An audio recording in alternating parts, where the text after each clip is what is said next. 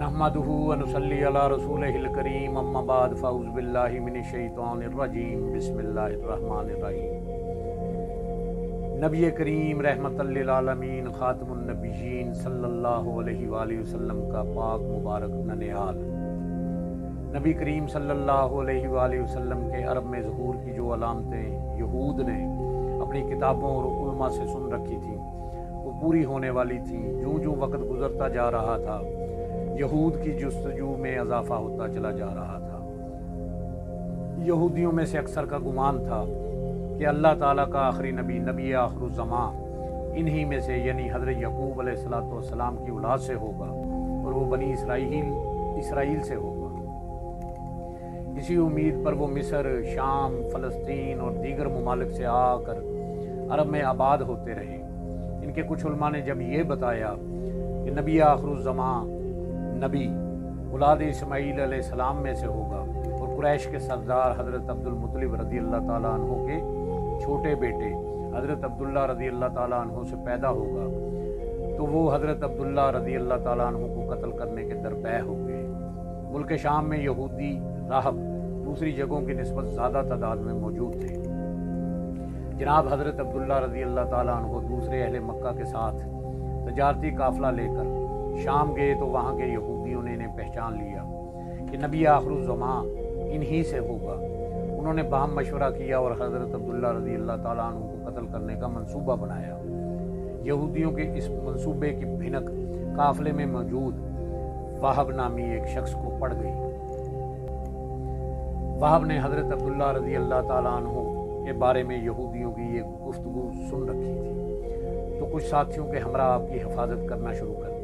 एक दिन काफ़िले के पड़ाव के करीब वाक़या जंगल में जनाब हज़रत अब्दुल्ला रज़ी अल्लाह ताला अन्हु को यहूदियों ने घेर लिया। वाहब तेज़ी से कुछ साथी लेकर इस तरफ पहुँचे, देखा कि आसमान से फरिश्ते उतर रहे हैं और इन फरिश्तों ने हज़रत अब्दुल्ला रज़ी अल्लाह ताला अन्हु को अपने हिसार में ले लिया। वाहब पहले ही जनाब हज़रत अब्दुल्ला रज़ी अल्लाह ताला अन्हु की नेकी और शराफत के कायल थे। ये देखा तो दिल में ख्याल पैदा हुआ कि क्यों ना इस फ़ख्र बनु हाशिम के साथ अपनी नेक सीरत और खूबसूरत बेटी आमना बीबी रज़ी अल्लाह ताला अन्हु की शादी कर दी जाए। काफ़िला जब मक्का पहुंचा तो वाहब हज़रत अब्दुल मुत्तलिब की खिदमत में आए और रिश्तेदारी कायम करने की ख्वाहिश जाहिर की। हज़रत अब्दुल मुत्तलिब रज़ी अल्लाह ताला अन्हु ने पहले ही अपने लाडले बेटे के लिए बनु ज़ाहरा से बहू की तलाश में थे, लिहाजा उन्होंने हज़रत अब्दुल्ला रज़ी अल्लाह ताला अन्हु के लिए हज़रत बीबी आमना रज़ी अल्लाह ताला अन्हा का रिश्ता कबूल किया और मुंतखब कर लिया। बनी हाशिम से इस ख़ानदान की अकीदत का ये आलम था कि सब के बड़े भाई वहेब ने भी अपनी बेटी का रिश्ता बनु हाशिम में तय करने की ख्वाहिश की और अपनी बेटी हाला का निकाह उसी रोज़ हज़रत अब्दुल मुत्तलिब से कर दिया। जिस दिन हज़रत अब्दुल्ला रज़ी अल्लाह ताला अन्हु का निकाह हज़रत बीबी आमना रज़ी अल्लाह ताला अन्हा से हुआ। हज़रत आमना रज़ी अल्लाह ताला अन्हा अपने वालदैन की इकलौती औलाद थी।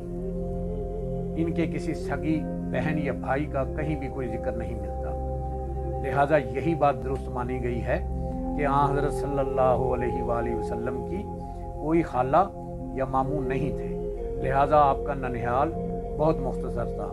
तहम आप मदीना के कबीला अदी बिन नजार को अपना ननिहाल कहते थे। आपने कई कबाइल में तबलीग की खातर अपने नकीब भेजे हुए थे। एक बार अदी बिन नजार में भेजा नकीब फौत हो गया। लोगों ने नए नकीब की तकर्री का कहा तो आप सल्लल्लाहु अलैहि वसल्लम ने फरमाया, अदी बिन नजार मेरा ननिहाल है, इस कबीले का नकीब मैं खुद हूँ। नकीब यानी सफ़ीर।